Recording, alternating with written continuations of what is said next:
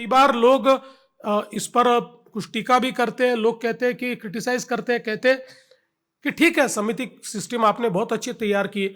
लेकिन इनको तो रिकमेंडेशन करने का अधिकार है। इनका जो रिपोर्ट है वो रिपोर्ट जब सबमिट होता है हमारे पार्लियामेंट के सामने या विधानसभा के सामने, तो वो रिपोर्ट एक्सेप्ट ही हो, सारे रिकमेंडेशन एक्सेप्ट ही हो, ऐसा तो नहीं होता है। तो फिर इसमें क्या अर्थ है? लेकिन महाराष्ट्र की विधानसभा का मैं कह सकता हूं, और मैं कमोबेश सभी विधानसभाओं में या पार्लियामेंट में भी यही स्थिति होगी कि इस प्रकार के जो रिपोर्ट्स आते हैं, इन रिपोर्ट्स में जो रिकमेंडेशंस होते हैं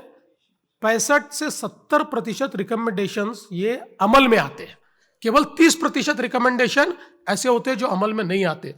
तो मैं ऐसा मानता हूं कि कमिटियां जो काम करती है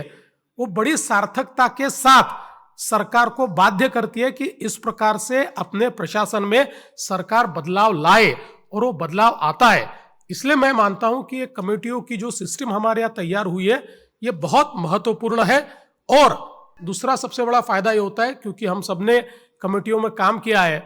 तो एक प्रकार से प्रशासन को डर भी होता है, और जो गलतियां प्रशासन करता है उन गलतियों को वो दोहराए नहीं, इस दृष्टि से भी एक प्रैक्टिस इन कमेटियों की बैठक के माध्यम से तैयार होती है। इसलिए मैं मानता हूं कि प्राक्कलन समिति जैसी एक बहुत महत्वपूर्ण समिति, जिस समिति के माध्यम से जो अंतिम व्यक्ति है उसकी आशाएं, आकांक्षाएं, अपेक्षाएं पूर्ण करने का माध्यम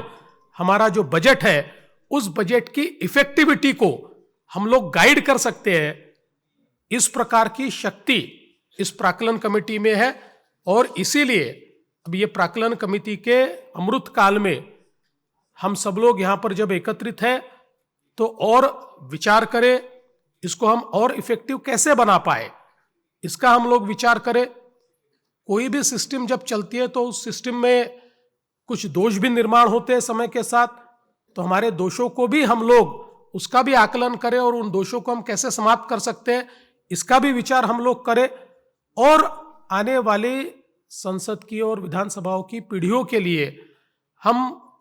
कोई नए मानक कैसे तैयार कर पाए, इसके ऊपर अगर हम लोग विचार करेंगे तो मुझे ऐसा लगता है कि ये जो हमारी संगोष्ठी है ये बहुत ही सार्थक सिद्ध होगी।